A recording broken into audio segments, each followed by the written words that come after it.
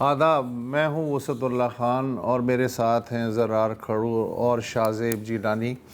لگ رہا ہے کہ جنگ کا محاذ خلیج سے نکل کے بحیرہ ہند تک پھیل گیا ہے۔ سری لنکا کے قریب بین الاقوامی سمندر میں ایک ایرانی فریگیٹ IRIS وینا، جس پر 180 کرو ممبر سوار تھے، ایک امریکی آبدوز نے اسے ڈبو دیا۔ سری لنکا کی بحریہ نے 32 شدید زخمی کرو ممبرز کو بچانے کی تصدیق کی ہے، جبکہ سمندر سے اب تک 87 لاشیں نکال لی گئی ہیں۔ ابھی بھی درجنوں کرو ممبرز لاپتہ ہیں۔ بھارت کی نیول ویسٹرن کمانڈ کا کہنا ہے کہ یہ ایرانی فریگیٹ مشترکہ جنگی مشقوں میں حصہ لینے کے لیے یہاں 17 فروری کو آیا تھا۔ ملن 2026 نامی یہ مشقیں اڑیسہ کے ساحلی مرکز وشاکھاپٹنم میں منعقد ہوئی تھیں اور اس کے بعد ایرانی فریگیٹ وطن واپس جا رہا تھا۔ امریکی وزیر دفاع پیٹ ہیگزت نے تصدیق کی ہے کہ بحر ہند میں ایک ایرانی جنگی جہاز کو ڈبو دیا گیا ہے۔ دوسری عالمی جنگ کے بعد پہلی بار ہم نے ٹارپیڈو استعمال کیا۔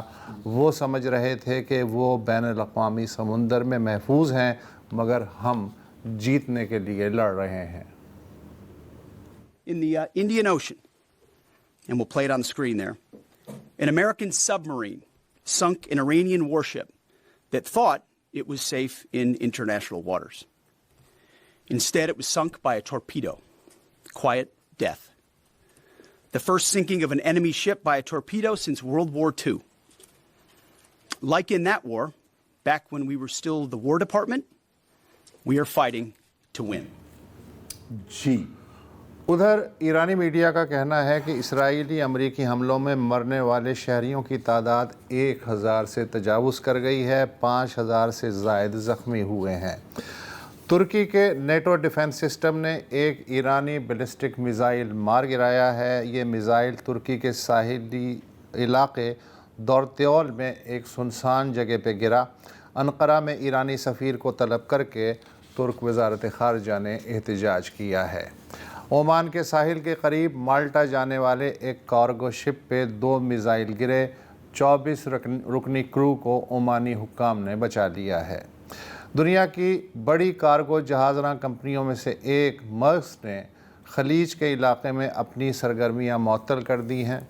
امریکہ کا کہنا ہے کہ اس نے ایرانی بحریہ کے 20 جہاز تباہ کر دیے ہیں۔ ایرانی پاسداران کا کہنا ہے کہ انہوں نے آبنائے ہرمز میں اب تک 10 کمرشل آئل ٹینکرز کو نشانہ بنایا ہے۔ سعودی عرب کے مشرقی ساحل پہ راس تنورہ ریفائنری پہ آج ایک اور ڈرون حملہ ہوا، جبکہ قطر کی گیس تنصیبات، دبئی کی بندرگاہ جبل علی، فجیرہ کے آئل ٹرمینل اور بحرین پہ میزائل اور ڈرون حملوں کے بعد تیل اور گیس کی 90% برآمد رک گئی ہے۔ امریکہ نے خلیج فارس میں آئل ٹینکرز کو تحفظ دینے کا اعلان کیا ہے، مگر اس طرح امریکی جنگی جہاز ایرانی میزائلوں کی براہ راست زد میں بھی آ سکتے ہیں۔ دفاعی ماہرین کے مطابق ایرانی حکمت عملی یہ لگتی ہے کہ تیل کی ترسیل میں رکاوٹ کے سبب امریکہ پہ عالمی دباؤ میں بتدریج اضافہ ہوگا۔ ایران خلیجی ریاستوں میں سفارتی مراکز کے ساتھ ساتھ امریکہ کی ریڈار اور انٹیلیجنس فیسلٹیز کو بطور خاص نشانہ بنا رہا ہے۔ امریکہ مشرقی ایشیا کے اپنے فوجی مراکز سے پیٹریاٹ اور تھرڈ میزائلوں کی اضافی بیٹریاں بھی منگوا رہا ہے۔ امریکی وزیر دفاع کا کہنا ہے کہ اضافی امریکی کمک بھی علاقے میں پہنچ رہی ہے۔ جنگی ماہرین کے مطابق اسرائیلی فضائی ایکشن کا بنیادی ہدف تہران میں حکومت کے انتظامی مراکز اور مغربی ایران میں موجود ڈرون اور میزائل لانچرز ہیں، جبکہ امریکی ایکشن وسطی اور جنوبی ایران میں بالخصوص جوہری تنصیبات کے آس پاس ہے۔ گزشتہ 24 گھنٹے میں اصفہان میں ایٹمی ریسرچ مراکز اور بوشہر میں جوہری پلانٹ کے ارد گرد کے علاقے کو نشانہ بنایا گیا ہے۔ دوسری طرف جنوبی لبنان میں اسرائیلی زمینی دستے اور آگے بڑھے ہیں۔ اسرائیلی فوجی کمان نے جنوبی لبنان کے شہریوں کو لگ بھگ 80 قصبے اور دیہات خالی کرنے کا الٹیمیٹم دیا ہے۔ حزب اللہ ملیشیا نے اسرائیلی بندرگاہ حیفا اور تل ابیب کے قریب ایئر بیس کو میزائل سے نشانہ بنانے کا دعویٰ کیا ہے۔ جبکہ اسرائیلی فوجی حکام کا کہنا ہے کہ ایران نے اب سے کچھ دیر پہلے مزید میزائل اور ڈرونز اسرائیل کی جانب روانہ کیے ہیں۔ اچھا، لبنان کی حکومت کا کہنا ہے کہ ہم سخت سے سخت کارروائی کریں گے حزب اللہ کے، کتنی سخت؟ حزب اللہ کے خلاف نہیں، حزب اللہ کے خلاف۔ کہاں سے آغاز کرنا چاہیے؟ اتنا کچھ ہو رہا ہے، لیکن دیکھیں میں جانتا ہوں کہ کوئی اصول نہیں ہے اور کوئی قوانین نہیں ہے، کوئی قاعدے نہیں ہیں اس دنیا میں، اگر کبھی تھے، لیکن اس طرح ایک شپ، مانا کہ آپ کی جنگ چل رہی ہے، لیکن انٹرنیشنل واٹرز میں اس کو اس طرح اور فخر کے ساتھ کہنا کہ جی ہم نے اس طرح سیکنڈ ورلڈ وار میں ہوتا تھا، سیکنڈ ورلڈ وار میں ہوتا تھا، بالکل اٹ واز اے کمپلیٹ، وہ تو ورلڈ وار تھی نا یار۔ لیکن اور یہ بھی مجھے تھوڑا سا شک ہے کیونکہ انڈین نیوی نے ان کو انوائٹ کیا تھا، اور انڈیا اور اسرائیل کے جو تعلقات ہیں وہ آپ کے سامنے ہیں۔ اب مجھے نہیں پتا کہ وہاں سے کوئی انٹیلیجنس شیئرنگ ہوئی ہے یا نہیں ہوئی ہے، لیکن ابھی میں ایک چیز دیکھ رہا تھا اسرائیلی ٹیلی ویژن پر، نہیں کہ کسی بھی جہاز کی ٹریکنگ کرنا کوئی اتنا مشکل کام نہیں ہے۔ شاہزیب، آپ کچھ کہنا چاہیں گے یہ جو سب مرین وارفیئر؟ میں یہ کہہ رہا تھا ہاں کہ یہ جو تھیٹر آف وار ہے وہ ہم دیکھ رہے ہیں کہ دنوں کے اندر کتنا یہ ایکسپینڈ کرتا جا رہا ہے نا۔ یہ دو ملکوں کی تو لڑائی ہے نہیں، یہ پورے خطے میں چل رہی ہے، لیکن اب انڈو پیسفک میں جا کے کارروائی کرنا ایک ایسے جہاز پہ جو براہ راست ملوث نہیں تھا، اور یہ سری لنکا کا ایکسکلوسیو اکنامک زون ہے جس میں انہوں نے یہ کارروائی کی، اور جس طرح آپ نے بھی کہا کہ بڑے فخر سے انہوں نے بتایا کہ جی کہ یہ ہم نے کیا ہے۔ اچھا، انٹرنیشنل واٹرز میں مطلب عالمی پانیوں میں فریڈم آف نیویگیشن تو ہوتا ہے، لیکن اس طرح کی کوئی گارنٹی نہیں ہوتی کہ کوئی باہر سے کوئی حملہ جو ہے وہ نہیں ہو سکتا، حالانکہ غلط سمجھا جاتا ہے، نہیں ہوتا، لیکن امریکہ نے کہا کہ فخریہ طور پہ کہا کہ دوسری جنگ عظیم کے بعد ہم نے پہلی مرتبہ ٹورپیڈو استعمال کر کے اس کو نشانہ بنایا۔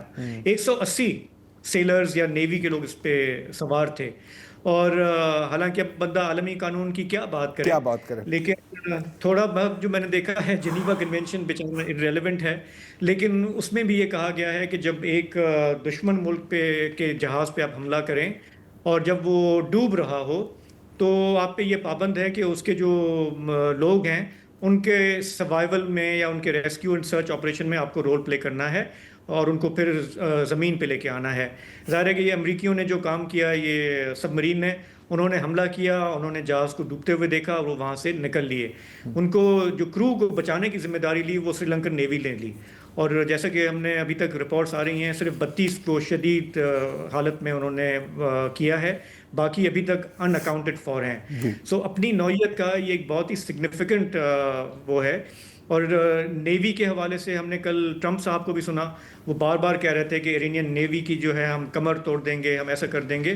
آج جو امریکی سینٹ کام کا بیان سامنے آیا ہے اب سے کچھ دیر پہلے، انہوں نے دعویٰ کیا ہے کہ 20 ایرانین نیوی کے ویسلز کو ہم نے نشانہ بنایا ہے۔ اس کا ہیڈ کوارٹر جو ہے ایرانین نیوی کا وہ ہے کوراک نیول بیس اور بندر عباس۔ اس کے آس پاس کی اب جو لوگ اس کو ڈبل چیک کرتے ہیں، ویریفائی کر رہے ہوتے ہیں، انہوں نے سیٹلائٹ امیجری جو ریلیز کی ہے تو کم از کم 11-12 کی تو تصدیق ہوئی ہے کہ ڈیفینیٹلی جو ایرانین بحری جہاز ہیں، جنگی جہاز ہیں، ان پہ حملے ہوئے ہیں۔ ابھی جو دعویٰ کر رہا ہے امریکہ وہ یہ کہ آبنائے ہرمز میں، گلف آف عمان میں، عریبین گلف میں ایک بھی وہ کہہ رہے ہیں کہ ایرانین جنگی ویسل جو ہے وہ موجود نہیں ہے، اور اگر نظر بھی آئے گا تو ہم اس کو اڑا دیں گے۔ سو اب یہ دعویٰ ہے امریکہ کا، ظاہر ہے کہ اس جنگ میں بہت ساری مس انفارمیشن ڈس انفارمیشن بھی ہے، لیکن جس طرح کی انہوں نے یہ جا کے کارروائی کی ہے اس سے لگتا ہے کہ یہ بہت ڈٹرمنڈ ہیں۔ وہ خود کہہ رہے ہیں کہ ہم نے 2000 حملے ابھی تک کیے ہیں اوور آل ایران میں مختلف جگہوں پہ، اور اس میں یہ جو ویسلز کی تباہی ہے یہ بھی اسی کا حصہ ہے۔ جی، اور دیکھیں یہ جس طرح چل رہے ہیں، اگر کوئی ان کو روکے گا نہیں تو یہ ایسے ہی چلتے رہیں گے اور کوئی روکنے والا ہے نہیں۔ جہاں تک کہ ہم نے بات کی بین الاقوامی اصول کی، قوانین کی، جنیوا کنونشن کی، اگر فرض کریں کہ یہ کسی ایرانین سب مرین نے کسی امریکن شپ پر بین الاقوامی اس وقت سارے آپ کا یورپ کی، یہ دیکھیں سر ہم تو بولتے تھے آپ کو۔ پچھلے کچھ دن قبل اسرائیل نے اپنی بمباری میں پہلے دن پر ہی شاید یا دوسرے دن پر ایک گرل اسکول پر حملہ کیا تھا۔ 150 سے زائد، میرا خیال ہے کہ اب تو شاید تقریباً 200 تک، 185۔ آپ سوچیں، فرض کریں کہ اسرائیل نے ایران نے اس طرح کا حملہ کیا ہوتا، اس وقت کیا ہوتا، نیوکلیئر بام چل گئے ہوتے. اور عجیب اگر مجھے بات کرنی پڑے گی ایرانین ڈائسپورا پہ جو اپوزیشن ہے ان کی، کہ آپ کو پتہ ہے کہ ابھی آخری جو ویڈیوز ہیں ان بچیوں کی وہ بھی ریسیو ہوئی ہیں، یہ ہیں یہ آخری ویڈیو یہ ان کی آخری ویڈیوز ہیں، اس بمباری سے شاید کچھ گھنٹے پہلے کی ہیں یہ، اور آپ دیکھ سکتی ہیں اس طرح کی لڑکیوں کو ان لوگوں نے قتل کیا ہے. اور پوری دنیا میں تو نہیں، پاکستان میں اس کا سوگ منایا گیا، بھارت کے کئی مقامات میں، کئی اور ملکوں میں، لیکن ایک سیکنڈ کے لیے ان کی جو اپنے لوگ ہیں، جو ایرانین ڈائسپورا ہے، ان کا بھی ذرا ریاکشن دیکھیں. جو لوگ سوگ منا رہے ہیں ان کی وہ کس طرح نقل اڑا رہے ہیں. دیکھیے یہ ہاں، اس طرح کے فوٹیج تو میں نے اسرائیلیوں کے دیکھے. اسرائیلیوں کی نہیں، یہ میرا خیال ہے کہ یہ کوئی ہے ان میں ریلیشن، کوئی جینیٹک مسئلہ ہے، یہ ملتے ہیں کہیں نہ کہیں. اور ترکی کی جانب ہاں یار، یہ بات سمجھ میں نہیں یہ سمجھ میں نہیں آ رہی ہے کہ ترکی کی جانب کیوں میزائل اڑا دیا انہوں نے. آپ کو کیا لگ رہا ہے شاہزیب؟ دیکھیں، ایک تو فوگ آف وار بھی ہو دیکھیں سکتا ہے.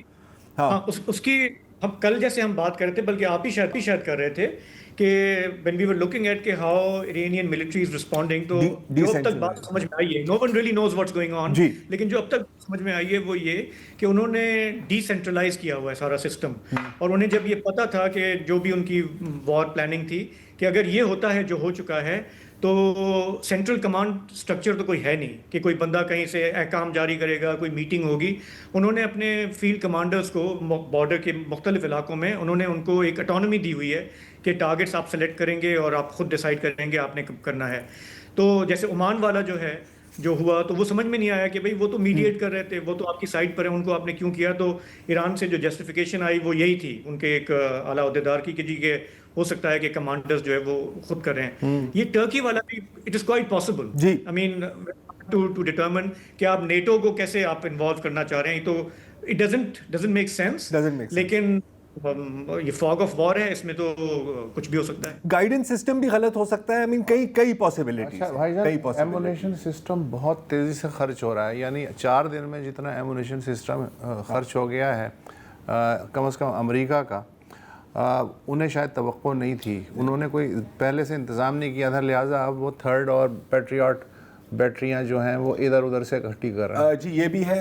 کل کی ہی بات ہے کہ ٹرمپ کی جو ایڈمنسٹریشن کے جو آفیشلز ہیں انہوں نے باقاعدہ ایک وہ ان کیمرہ سیشن میں اس بات کا اقرار کیا ہے کہ جی ایک سب سے بڑا مسئلہ ہمارے ہیں ایران کے شہید، ہاں، کہ ہمارے پاس اتنے انٹرسیپٹر نہیں، ہم ان کو روک نہیں پا رہے، اور it is bigger problem than anticipated, یہ کہہ رہے ہیں. اچھا، ابھی قطر کی کچھ میں امیجز دیکھ رہا تھا کہ جو امریکن فوج ہے قطر میں، وہ اب پرانے انٹرسیپٹرز استعمال کرنے لگ گئے ہیں. مطلب جو پرانا سٹاک پڑا ہوا تھا نا سن 2000 کا، مطلب 26 سال پرانے انٹرسیپٹر، یوزول جو لائف ہوتی ہے انٹرسیپٹر کی وہ میکسیمم 15 سال کی ہوتی ہے. اب کیا اس کا مطلب ہے کہ جو جدید مال ہے وہ اپنے ریزرو میں رکھا ہوا ہے، یا پھر آپ کا مال ہی ختم ہو گیا؟ اتنا تو ہم جانتے ہیں کہ قطر اور باقی جتنی بھی خلیجی ریاستیں ہیں وہ یوں کر رہے ہیں کہ سر ہماری باری کب آئے گی، آپ نے تو سارا مال اسرائیل کو دے دیا ہے، کیا مطلب کیا میں اتنا برا ہوں ماں؟ یہ والا وہاں پہ چل رہا ہے. بہرحال فی الحال وقفہ لے لیں اور اس کے بعد ہم دیکھتے ہیں کہ ایرانی کردوں کو کیوں ایکٹیویٹ کیا جا رہا ہے. امریکہ میں یہ مڈ ٹرم الیکشنز کا سال ہے جس کے لیے پرائمریز وہاں پہ چل رہی ہیں. اس وقت جو کانگریس ہے اس میں ریپبلکن پارٹی کی صدر ٹرمپ کی اکثریت ہے، لیکن اس کے باوجود بھی وہاں سے آوازیں اٹھ رہی ہیں ایران پر جو جنگ ہوئی ہے اس کے خلاف. گزشتہ روز ایک کلاسیفائڈ بریفنگ دی گئی اراکین کانگریس کو کہ یہ جنگ کیوں ضروری تھی، کیوں کی گئی ہے، تیاری کیا ہے اور اب تک پروگریس کیا ہے. اس بریفنگ سے باہر نکل کے امریکی سینیٹرز نے جو سوشل میڈیا پہ بیان دیے اس میں کہا کہ جو پبلک ڈومین میں آپ سن رہے ہیں اس جنگ کے حوالے سے کہ یہ اب کیوں ضروری تھی، اس کا ہدف کیا ہے. کبھی ٹرمپ صاحب کہتے ہیں کہ نیوکلیئر ویپنز ایران کے کنسرن تھے، پھر کہتے ہیں کہ رجیم چینج کرنا ہے، پھر کہتے ہیں کہ ان کے مسلز کو، نیوی کو ڈسٹروائے کرنا ہے. تو اراکین کانگریس نے کہا کہ جو آپ پبلک ڈومین میں آپ سن رہے ہیں اصل صورتحال اس سے کہیں زیادہ خطرناک اور ڈس اپوائنٹنگ ہے. سنیے چند اراکین کانگریس کی رائے. تو اراکین کانگریس یہ مانتے ہیں کہ ہمارے پاس عددی اکثریت نہیں ہے، لیکن اپوزیشن کی آوازیں اٹھ رہی ہیں. ہمیں یہ بھی پتہ ہے کہ پبلک اوپینین بھی جو ہے ایران کے خلاف اس جنگ کے خلاف ہے، لیکن وسعت امریکی حکومت اور CIA کے اپنے پلانز ہیں خطے کے حوالے سے. جی بہت اچھے پلانز ہیں. گزشتہ 48 گھنٹے میں ایرانی پاسداران انقلاب نے شمالی عراق کے کرد ٹھکانوں پہ ڈرون اور میزائل حملے بڑھا دیے ہیں. ایران کو خدشہ ہے کہ امریکہ ایرانی کردوں کو متحرک کرنے کی کوشش کر رہا ہے. اسرائیلی طیاروں نے عراق سے متصل جو مغربی ایران کی سرحد ہے اس کے ساتھ ساتھ قائم فوجی چوکیوں کو بطور خاص نشانہ بنایا ہے تاکہ مسلح گروہ بآسانی شمالی عراق سے مغربی ایران میں داخل ہو سکیں. امریکی چینل CNN کی ایک تازہ رپورٹ میں کہا گیا ہے کہ امریکی CIA نے ایرانی کردوں کو مسلح کرنا شروع کر دیا ہے. صدر ٹرمپ نے گزشتہ روز عراقی کرد قیادت کے علاوہ ایرانی کرد ملیشیا KDPI کے سربراہ مصطفیٰ ہجری سے فون پہ بات کی ہے. توقع ہے کہ ایرانی کرد ملیشیا آنے والے دنوں میں شمالی عراق سے مغربی ایرانی صوبوں میں داخل ہونے کی کوشش کرے گی. CIA اور موساد کی حکمت عملی یہ لگ رہی ہے کہ مسلح کرد ایرانی فوج اور پاسداران کی ایک بڑی تعداد کو لڑائی میں انگیج کر لیں تاکہ غیر مسلح عام ایرانیوں کو سڑکوں پہ حکومت کی مخالفت میں نکلنے میں سہولت ہو جائے. مگر کردوں کو امریکہ پر بھی پورا بھروسہ نہیں ہے کیونکہ ابھی کل ہی کی تو بات ہے کہ شامی کرد ملیشیا SDF کو داعش اور بشار الاسد حکومت کے خلاف برسوں استعمال کرنے کے بعد ٹرمپ حکومت نے کس طرح موجودہ شامی صدر احمد الشرع کی حمایت میں ٹیشو پیپر کی طرح پھینک دیا. کردوں کے ساتھ امریکہ نے پہلی بار تو ہاتھ دکھایا نہیں ہے. 1991 کی جنگ خلیج کے بعد زرار صاحب آپ کو تو بخوبی یاد ہوگا کہ صدر بش سینئر کی انتظامیہ نے عراقی کردوں کو آزادی کا یقین دلا کے صدام حسین کے خلاف اٹھ کھڑے ہونے کا مشورہ دیا تھا. ساتھ ہی ساتھ جنوبی عراق کی شیعہ آبادی کو بھی بھرپور امریکی تعاون کا یقین دلایا تھا. جب کرد اور شیعہ صدام حکومت کے خلاف باہر نکلے تو امریکہ نے حسب روایت یو ٹرن لے لیا. چنانچہ صدام حسین کو عراقی کردوں اور شیعہ آبادی کو سختی سے کچلنے کا موقع مل گیا. ہزاروں لوگ ہلاک ہوئے اور ان سے بھی کہیں زیادہ کو پناہ گزین بننا پڑا. ان دنوں پھر کرد دارالحکومت اربیل میں قائم امریکی کونسلیٹ دن رات مصروف ہے اور کرد شاید ایک بار پھر دھوکہ کھانے کو تیار ہیں. بالکل نہیں، یہ ہمیشہ ان کے ساتھ ایسے ہی ہوتا ہے.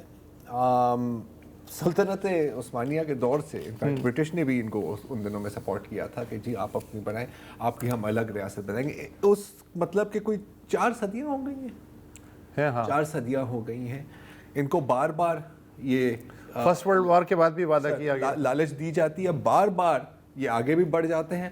ہر بار ان کے ساتھ ایسے ہی ہوتا ہے. اب یہاں آپ ذرا کیلکولیٹ کریں کہ یہ کتنی خطرناک گیم ہے. میں آپ کو میں اضافہ بھی کروں کہ اس میں 2 چیزوں کا. ایک تو پہلے بھی ہم نے ذکر کیا تھا کہ ان کی سرحد پر بھی بمباری کی جا رہی ہے، بارڈر چیک پوسٹ پر، وہ میں نے بتایا. ہاں آج آپ نے بات کی. ایک اور چیز ہوئی ہے کہ ایران ریٹیلیٹ بھی کر رہا ہے. جو پاسداران انقلاب ہیں انہوں نے باقاعدہ ڈرون سٹرائکس کی ہیں، پری ایمپٹیو ڈرون سٹرائکس کی ہیں عراق میں جو کردش بیسز ہیں، رائٹ. اب آپ سوچیں کہ کردوں کی دشمنی صرف ایران سے تو نہیں ہے. اور کون سا ایک بہت بڑا ملک ہے جو نیٹو کا بھی حصہ ہے؟ ترکی کے ساتھ تو سیٹ ہو گئے وہ. نہیں، ترکی کے ساتھ وہ سیٹ ہو گئے ہوں گے، ان کو دبایا گیا ہے، سیٹ نہیں ہوئے، دبایا گیا ہے.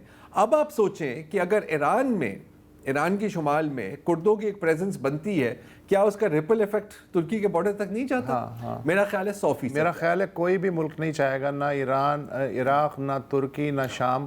ایک ملک ہے جو چاہے گا، اس کا نام ہے اسرائیل. وہ تو چاہے گا. اسرائیل کی تو یونان پلان کے مطابق باقاعدہ ایک کردش ریاست کا نقشہ ان کے پاس ہے. اسرائیل کے دل میں، اسرائیل بننے سے پہلے سے بن گوریان کے آپ اگر تحریریں پڑھیں، بالکل پڑھیں، انہوں نے کہا بیچارے کرد جو ہیں، ہاں بہت برا. لیکن بیچارے کرد جو ہیں وہ ان کی قسمت میں یہی ہے کہ وہ یہ جو چیس گیم ہے اس کا ایندھن بنتے ہیں. اس کا ایندھن بنے. مجھے ایک بات آپ نے جو کہی اس سے مجھے تھوڑا سا اختلاف ہے. آپ نے کہا کہ ان کو ٹیشو پیپر کی طرح استعمال کیا گیا ہے. ٹیشو پیپر کی طرح نہیں سر، ٹیشو پیپر سے تو ناک صاف ہوتا ہے نا. ان کو ٹوائلٹ پیپر کی طرح استعمال کیا گیا ہے، فرینکلی اسپیکنگ. نہیں، آئی مین دس از دا لیول جس طرح ان کو یوز اور ابیوز کیا گیا ہے. اور ہر بار یہ میدان میں آنے کے لیے تیار ہیں. وہ ہاں تو لیکن وہ کریں, فول me once shame on you, مگر ان کے پاس اس کے علاوہ اور راستہ ان کے پاس شاید کھانے اس کے علاوہ اور راستہ نہیں ہے. لیکن یہاں بہت لوگ, میرا خیال ہے کہ بہت لوگوں نے کئی سبق سیکھے. ابھی میں سعودی اسٹیٹ ٹی وی, سارا T V state T V ہے تو یہ کہنے کی ضرورت تو نہیں ہے, اس پر میں ایک پیکیج دیکھ رہا تھا جس میں وہ یہ تھوڑا سا اشارہ کر رہے تھے کہ جی دیکھیں اس وقت بڑے فالس فلیگ آپریشنز ہو رہے ہیں, اس وقت ہمیں مس انفارمیشن کا شکار بھی بنایا جا رہا ہے تاکہ ہم اور باقی خلیجی ریاستیں براہ راست اس جنگ میں شامل ہوں اور ایران پر حملہ کریں. یہ جو ارامکو اور جو مختلف سعودی کے مقامات پر حملے ہو رہے ہیں, بالکل یہ ہو سکتا ہے کہ کوئی انڈیپینڈنٹ کمانڈر نے کہا کہ چلو فائر کر دو, لیکن یہ بھی عین ممکن ہے موساد اور سی آئی اے دونوں کی تاریخ اچھی طرح سے جانتے ہوئے کہ یہ فالس فلیگ آپریشنز ہو رہے ہیں, ہو سکتے ہیں. بالکل بالکل بالکل ہو سکتے ہیں. تو بس یہ سب کچھ چل رہا ہے. ایک جو بہت بڑا سوال پوچھا جا رہا ہے, لوگ ہمیشہ کہہ کیا تھرڈ ورلڈ وار ہونے والی ہے, تو نہیں, کیونکہ تھرڈ ورلڈ وار ایسا نہیں ہے کہ امریکہ اور پورا مغرب عمران کے اوپر چڑھائی کر رہے ہیں, اس کو ہم تھرڈ ورلڈ وار نہیں کہہ سکتے. اس کے لیے آپ کو ایک برابر کا شریک چاہیے ہوتا ہے, جو یا تو روس ہے مور اور لیس, یا تو چین ہے. تو وہ اس پورے جنگ میں کہاں نظر آ رہے ہیں, اس پر بات کرتے ہیں ایک وقفے کے بعد. Welcome back. اور اکثر یہ سوال پوچھا جا رہا ہے آج کل کہ روس کہاں ہے, چین کیا ہے, کہاں ہے اس پوری جنگ میں, کیا وہ صرف بیان بازی تک ہی محدود رہیں گے؟ تو روس سے آغاز کرتے ہیں. روس ہاں بالکل ایران کا ایک اتحادی ہے. ایران نے ڈرونز اور ڈرون ٹیکنالوجی بھی فراہم کی ہے روس کو, جو یوکرین کے خلاف استعمال کی گئی, کافی کرامت بھی ثابت ہوئی. ایران کو اس کے بدلے میں کئی بلین ڈالر بھی ملے, جس کو ایران کو اس کی شدید ضرورت تھی. اب اس کا یہ مطلب نہیں ہے کہ روس اس جنگ میں داخل ہوگا یا داخل ہونا چاہتا ہے یا داخل ہو بھی سکتا ہے. روس اور اسرائیل کی بھی ایک de facto naan aggression packet ہے کہ ہم آپ کے ساتھ پنگا نہیں لیں گے, اس کے بدلے میں آپ یوکرین کو ہتھیار اور ویپن سسٹمز فراہم نہیں کریں گے. دوسری جانب وہ ٹرمپ کو بھی نہیں تنگ کرنا چاہ رہے, کیونکہ پھر وہ یہ نہیں چاہتے کہ اگر ٹرمپ کو ناراض کیا تو شاید وہ یوکرین کی سپورٹ بڑھا دے. بلکہ میں تو اس طرح دیکھ رہا ہوں کہ روس کو کئی فائدے ہیں اس جنگ سے, ڈپینڈنگ کہ یہ جنگ کتنی لمبی چلتی رہے. ایک تو ان کے بیانیہ کی جیت ہے کہ جی ہم جنگ کا آغاز نہیں کرتے, بلکہ اصل جنگی جنون تو امریکہ اور امریکہ کے اتحادیوں میں پایا جاتا ہے. دوسرا کہ انٹرسیپٹرز اور ملٹری سپلائز کی تو ہم روزانہ ہی بات کر رہے ہوتے ہیں. جو مال اس وقت گلف میں بھیجا جا رہا ہے وہ ظاہر ہے کہ یوکرین کے سٹاکس کو بھی اس سے فرق پڑتا ہے. تو جتنی لمبی جنگ چلے روس کے فائدے میں ہے. اینڈ فائنلی موسٹ امپورٹنٹلی تیل. اس جنگ کے شروع ہونے سے تیل کی قیمتیں بڑھی ہیں. روس کا جو تیل ہے کیونکہ وہ سینکشن زدہ ہے, وہ ڈسکاؤنٹ پر بک رہا تھا, اب وہ ڈسکاؤنٹ پر نہیں بکے گا. اگر یہ جنگ کئی ہفتوں تک, ایک مہینے تک چلتی رہی تو شاید روس کو جتنا نقصان ہوا ہے تیل میں وہ پورا کر دے گا. اور چین کی بھی ڈیپینڈنس روس پر بڑھتی جائے گی, کیونکہ اب ایران کا اگر آپ کو تیل نہیں مل رہا تو پھر آپ کو روس سے ہی لینا ہوگا. تو یہ ٹو وے اسٹریٹ یہاں پر چل رہی ہے. اب آتے ہیں چین کے جانب. اب ایک زاویے سے اگر ہم دیکھیں تو پچھلے کئی ماہ میں جو کچھ ہوا ہے وہ ایک طرح سے چین کو کنٹین کیا جا رہا ہے. وینیزویلا لیٹن امریکہ میں چین کا قریبی اتحادی تھا. 1998 سے ان کی ریلیشن شپس بہتر ہوئی ہیں. 3% چین کا جو تیل ہے وہ وینیزویلا سے آتا تھا, اور وینیزویلا کو قرضہ چینی قرضے بھی ہیں تقریباً 10 سے 15 بلین ڈالر کے. اب وہاں پر کیونکہ رجیم چینج ہو گئی ہے, ہمیں نہیں پتا کہ اس تیل کا کیا ہوگا اور یہ قرضہ دیا جائے گا بھائی یا نہیں دیا جائے گا. اب ہم آتے ہیں ایران کی جانب. اب آپ کو پتا ہے کہ 11 سے 15% جو کل چین تیل امپورٹ کرتی ہیں وہ ایران سے آتا تھا. ایران کے 80% آئل کا خریدار چین ہی تھا. 2016 میں شی جن پنگ نے ایران کا دورہ کیا اور اس کے 5 سال بعد ایران اور چین نے ایک 25 سالہ پارٹنرشپ کے پیپرز پر دستخط کی, جس کے تحت چین نے اگلے 25 سالوں میں $400 بلین انویسٹمنٹ کرنی تھی ایران میں, اور کہا جاتا ہے کہ اس میں سیکیورٹی تعاون کی بھی بات کی گئی تھی. انفیکٹ صرف پچھلے ہفتے یہ خبر بھی گردش کر رہی تھی کہ ایران چین کے ساتھ ایک ڈیل کر رہا ہے اینٹی شپ کروز میسائلز خریدنے کے لیے, لیکن میرا خیال ہے کہ اب بہت دیر ہو گئی ہے. تو ایک طرح سے کئی لوگوں کا کہنا ہے کہ ایک ایک کر کے چین کے جو اتحادی ہیں اور جو آئل سپلائرز ہیں ان کو نشانہ بنایا جا رہا ہے. They are being of the board. اور میری نظر میں جو شاید سب سے بڑا خطرہ ہے چین کو, وہ ہے چین کی ریپوٹیشن کو. اور وہ اس لیے میں کہہ رہا ہوں کہ کئی ممالک دنیا میں شاید دیکھ رہے ہیں چین کی طرف اور کہہ رہے ہیں کہ یار اگر ہم ان کے ساتھ مل جائیں تو شاید ہم سیکیور ہوں, لیکن اگر آپ اس طرح اپنے اتحادیوں کو نہیں بچا سکتے تو پھر اس سیکیورٹی کی کیا ویلیو بنتی ہے. اور مانا کہ چین اس پوزیشن میں نہیں ہے, چین کی جو فوج ہے اس کا جو نمبر 1 مقصد ہے وہ ہے چین کا دفاع کرنا. ان کی وہ والی فوج نہیں ہے جیسے امریکہ کی فوج ہے جس کے پاس فورس پروجیکشن کیپیبلٹیز ہیں, جس کے پاس ایئر کرافٹ کیریئرز ہیں, جس کے پاس سب مرینز ہیں جو کہیں اور جا کے کسی اور خطے میں پروجیکٹ کر سکے اپنے پاور کو. لیکن اگین یہ سوال بنتا ہے کہ چین کی جو اس وقت انتہائی ایک بظاہر ہینڈز آف پالیسی ہے, کیا یہ چین کے فائدے میں ہے یا شاید چین کی سوچ اتنی گہری ہے کہ ہم جیسے لوگ سمجھ ہی نہیں سکتے. تو آج ہم نے دعوت دی الہان نیاز صاحب کو. آپ پروفیسر آف ہسٹری ہیں قائد اعظم یونیورسٹی میں, آپ ریسرچر بھی ہیں, مصنف بھی ہیں. ابھی حال میں انہوں نے ایک کتاب لکھی ہے کالڈ نیو ورلڈ ایمپائرز, جو کچھ ماہ میں پاکستان میں بھی دستیاب ہوگی. الہان صاحب آپ کا بہت بہت شکریہ ہمیں جوائن کرنے کا. ابھی کچھ ماہ قبل آپ نے ایک مضمون بھی لکھی تھی, I think it was called the sleeping super power, جس میں آپ نے کچھ تنقید کی تھی چین پر کہ جی اگر آپ اس طرح بیٹھے رہیں گے تو آپ کے آنکھوں کے سامنے ہاتھ پاؤں کٹ جائیں گے, ہاتھ پاؤں آپ کے کٹ جائیں گے. آپ کو چین کا ایٹیٹیوڈ اس وقت کیسے لگ رہا ہے؟ کیا وہ کچھ کر بھی سکتے ہیں, اور اگر کر سکتے ہیں تو کیا نہیں کر رہے, تو کیوں نہیں کر رہے؟ جی Raj, thank you for having me on. اور ایک چیز جو ہمیں ہمیشہ سمجھنی چاہیے جب ہم کسی بھی اسٹیٹ کی پالیسی یا فارن پالیسی کے بارے میں بات کرتے ہیں, وہ یہ ہے کہ ہر ریاست میں جو اس کی عسکری یا انتظامی یا سیاسی قیادت ہے اور ان کے ساتھ جو ادارے ہیں وہ چیزوں کے عادی ہو جاتے ہیں. یعنی کہ ایک طریقے سے جب وہ منصوبہ بندی کر لیتے ہیں تو پھر اسی پاتھ پہ وہ آگے چلے جاتے ہیں. چین کا اگر ہم یہ دیکھیں تو 1980 کے بعد انہوں نے پالیسی یہ اختیار کی کہ ہم نے بیسکلی کسی کے ساتھ جو ہے لڑائی جھگڑا اس طرح سے اوورٹلی نہیں کرنا, اور ہم فوکس کریں گے اپنی اندرونی جو ہے ترقی پر, خوشحالی پہ, باقی ان چیزوں پر.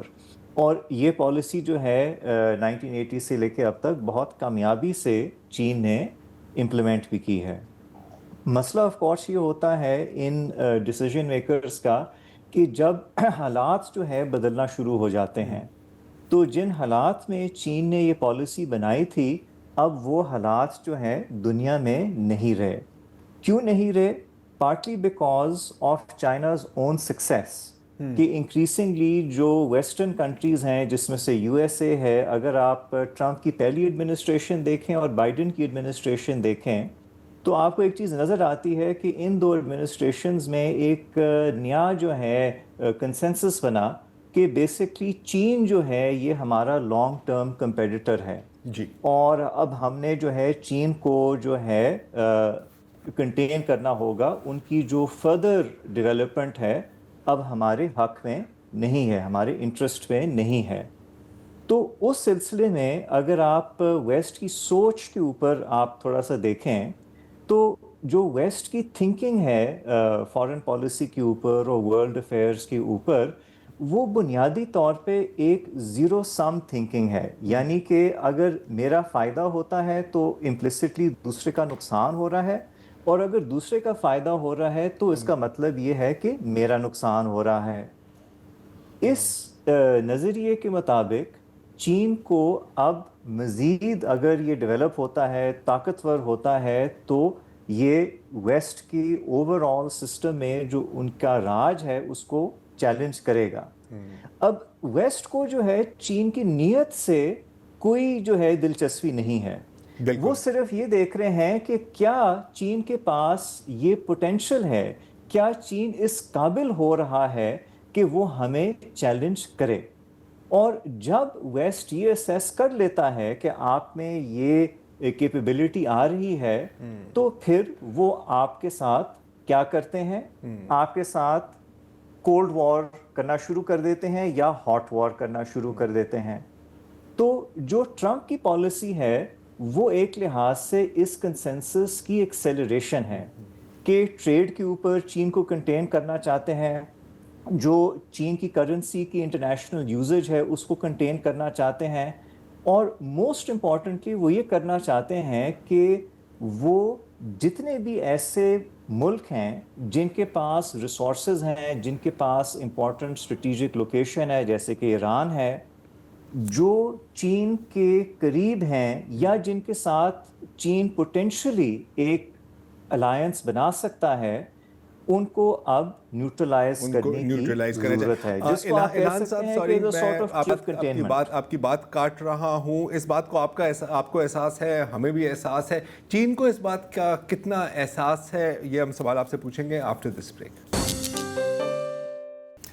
جی الان, بات ہو رہی ہے چین اور ایران کی, اور اگین ہم یہ سمجھنا چاہ رہے ہیں کہ اگر ہم اسپیسیفکلی بات کریں یہاں ایران کی, آپ نے تو سمجھا دیا کہ ان کا اوور آل پالیسی ہے, واٹ ول اٹ ٹیک کہ چائنا اب یہ سمجھ جائے کہ جی اب وہ ہم پرانی دنیا میں نہیں رہ رہے. اس وقت اگر وہ ایران کی مدد کرنا بھی چاہے تو کیا وہ کر بھی سکتے ہیں, اور اگر ہاں تو کیسے؟ ایک چیز جو بہت اہم ہے وہ یہ ہے کہ ایران کی وجہ سے بہت ساری جو امریکہ کی ملٹری پاور ہے وہ مڈل ایسٹ میں ڈپلائیڈ ہے اور وہ ادھر لاکڈ رہتی ہے. اسرائیل بائی اٹ سیلف جو ہے وہ ایران کا مقابلہ نہیں کر پاتا جب تک امریکہ اس کا ساتھ نہ دے, بہت بیک اینڈ سپورٹ اور اب فرنٹ اینڈ سپورٹ. بالکل. اگر ایران تباہ ہو جاتا ہے اور ہار جاتا ہے اور ختم ہو جاتا ہے ایک آزاد ملک کے طور پہ, ایک ویسل اسٹیٹ بن جاتا ہے یا ختم ہو جاتا ہے اور مختلف اس کے ٹکڑے بن جاتے ہیں, تو اس کا مطلب یہ ہوگا کہ امریکہ کے تمام جو مڈل ایسٹ میں ایسیٹس ہیں, ریسورسز ہیں, جو ایران کے ساتھ ٹائیڈ ڈاؤن تھے, وہ اب امریکہ جو ہے چین کے خلاف تائیوان کو فردر بٹریس کرنے میں لگا سکتا ہے. بالکل. دوسری طرف ہم یہ بھی دیکھ رہے ہیں کہ جاپان میں سنائی تاکےئیچی کی گورنمنٹ نے بہت بڑی اکثریت سے پچھلی الیکشن جیتی ہے, اتنی بڑی اکثریت کہ اب وہ اپنا آئین جو ہے وہ امینڈ کر سکتے ہیں, اور اس نے خود بھی کہا ہے کہ وہ تائیوان میں خاص طور پہ جاپان کی دفاعی پالیسی کو سمجھتی ہے کہ وہاں پر اپلائی ہونی چاہیے, جس کے اوپر چین نے بھی جو ہے ان کی تنقید کی ہے. اس کا مطلب یہ سارا یہ ہے کہ اگر امریکن یہاں پر جیت جاتے ہیں اور ایسٹ ایشیا میں چین کو کنٹین کرنے کے لیے زیادہ ریسورسز ڈپلوائے کرتے ہیں, تو پھر چین جو ہے وہ تو تائیوان کے بارے میں بھول جائے, بیکاز تائیوان جو ہے وہ پھر امریکہ وہاں پر ایسی زبردست جو ہے اپنی فوج اور اپنی نیوی ڈپلوائے کرے گا جاپان کے ساتھ. میرے ذہن میں اعلان صاحب پھر یہ آ رہا ہے کہ یہ سنہری موقع نہیں ہے کہ تائیوان کی طرف ذرا توجہ دیں شی جن پنگ صاحب. تو دو چیزیں ہیں جو چین کر سکتا ہے, جو ایک زمانے میں وہ کرتا بھی تھا, ماؤ کے دور کو اگر آپ دیکھیں. ایک تو یہ ہے کہ وہ تائیوان پہ ملٹری پریشر ڈالنا شروع کرے, ملٹری ایکسرسائز کرے, اٹیکس کا سیمولیٹ کرے, تھریٹن کرے. دوسرا یہ کر سکتا ہے کہ ایران کو زیادہ لاجسٹیکل ہیلپ دینا شروع کرے, کہ جو ایران کے مٹیریل لاسز ہیں, لیٹ سے لانچرز میں لاسز ہیں یا میسائلز میں لاسز ہیں یا ایئر ڈیفنس ایسیٹس میں لاسز ہیں, ان کو جو ہے پورا کرنے کے لیے ایک پراپر جو ہے منصوبہ بنائے اور ان کو یہ اسلحہ فراہم کرنا شروع کرے اور کھلے عام کرنا شروع کرے. جیسے کہ کولڈ وار میں ہوتا تھا کہ اگر ایک طرف امریکہ آپ کو دے رہا ہے تو دوسری طرف سوویٹس آپ کو دے رہے ہیں. مگر مجھے یہ نہیں لگتا کہ جو چینی قیادت ہے وہ اس کام پر آگے کچھ زیادہ سوچے گی, وہ نہیں کرے گی. تو ایران نے جو بھی لڑائی لڑنی ہے, تھوڑا بہت ٹھیک ہے اس کو روس سے بھی شاید مل جائے, تھوڑا بہت چین بھی اس کے ساتھ مل جائے, بٹ ایران نے جو ہے بیسکلی اپنی ہی جو ہے پاور کے بیسس پر، اپنی ہی جو ہے سیکریفائسز کے بیسس پر یا پیرش کرنا ہے یا پریویل کرنا ہے. سو آئی تھنک کہ جو چائنیز تھنکنگ ہے وہ ابھی اسی ہی پاتھ ڈپینڈنسی میں لاکڈ ہے. اور مجھے آنیسٹلی سمجھ نہیں آتا کہ ایگزیکٹلی کس قسم کا حادثہ جو ہے ضروری ہے. وہ انہیں ہلا مطلب کس چیز کا انتظار ہے آپ کو؟ جی جی ٹھیک ہے. کیونکہ اگر آپ انتظار کرتے رہیں گے، منصوبہ بندی کرتے رہیں گے، لیکن دشمن نے اپنے گھر کو آگ لگا دی ہے، تو I think it's too late. It's too late. Alhan sahib آپ کا بہت بہت شکریہ، تھینک یو مچ. کل بھی ہم واپس آئیں گے انشاءاللہ بشرط زندگی ایران کی جنگ کی مزید کوریج کرنے کے لیے، لیکن آج کے لیے اتنا ہی جی، اجازت دیجیے، خدا حافظ.